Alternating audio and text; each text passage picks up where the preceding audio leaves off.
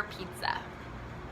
Now, this one has a few issues with the recipe because some of the ingredients are definitely not whole food plant-based. First of all, my grocery store only had like 2 options for pizza crust, so I got one of the options. So who knows what's in that? I don't know, but this is about being on a budget and being healthy, so I'm not gonna. I mean, I would love to make a homemade recipe, but I already did like the veggie stock thing this week, and I've been crazy this week, so I just bought the crust that they had, and that was fine. Also, the enchilada sauce does have some oil in it. I looked through all the ones that were there. None of them were oil-free, which is a bummer, but it's fine.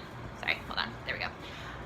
So, south of the border pizza was the best thing ever. It was the best thing ever. Now, in the picture you probably noticed, and in the video you probably noticed, there's cheese on it. I left a couple pieces without the cheese.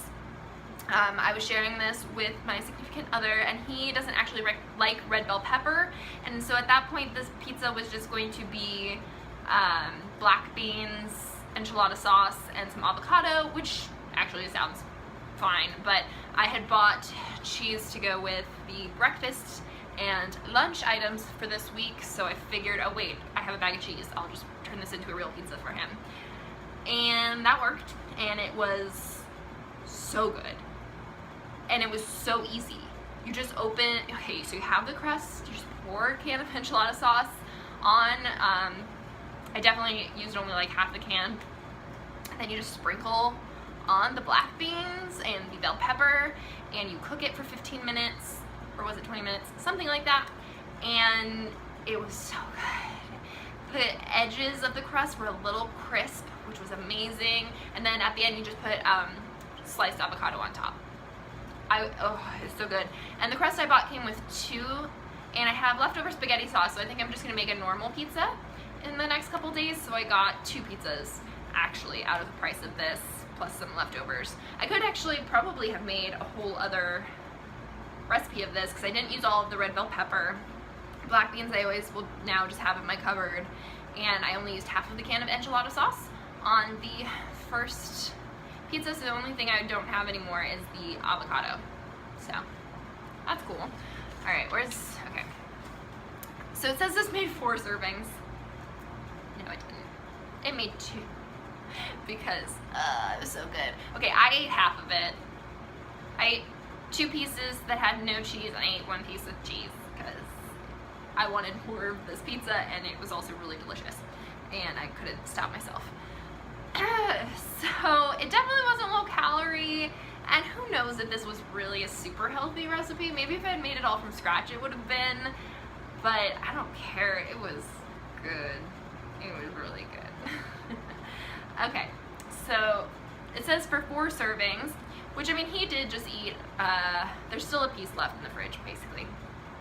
It's 333 calories, 12% fat, 27% sodium, 13% potassium, 16% carbs, 4 grams of sugar, 31% vitamin A, 3% calcium, 21% iron, 33% vitamin C, 27% protein, and 49% fiber. I don't know if I said the fiber already. Okay, so yeah, I mean, again, it's a higher calorie count, but that's because of the beans and the bread. But the beans are good, and it's a good amount of protein and fiber, and it's good protein, not the protein that is normally on pizza that people try to pretend is protein, which is really just like fat in the shape of protein. Depending on what it is. If you put like chicken on a pizza, that's not as bad.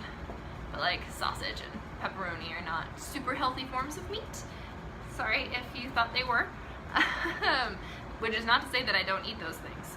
I do. I spent $8.62 on this. That includes like $1 for cilantro, which I ended up not putting on.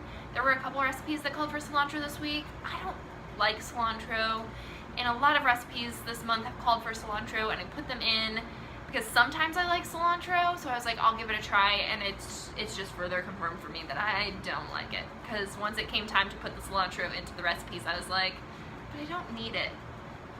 And I think I definitely made the right call in not putting it on this pizza, because that would have been a shame. It would have been a shame. And again, the $8.62 is enough ingredients to make this whole recipe twice. So yeah, it's one of those things, it's like you have to buy all of the ingredients, but once you have all the ingredients, there's leftovers. So if you want to make this recipe once, yeah, it costs $8.62, but if you want to make the recipe twice, it'll probably cost like $10 if you want another avocado. That's cool. Okay, I will talk to you guys next week. I did it! I had a crazy week, and I did it. And next week is my birthday, which has nothing to do with anything, but I am feeling very accomplished right now. Now I have to go finish reading 100 more pages of this book that I've been editing, but it's really good. It's coming together. I'm like putting all the documents I've been working on for several months into one final document, and I'm reading the book one last time to make sure everything that we've changed is working, and it is, and I'm really excited. I keep going on tangents this week. I'm sorry. I haven't been able to film any of my other videos that I normally film for you guys because I've been so busy. So it's like I miss you guys. I haven't been talking to you. Okay.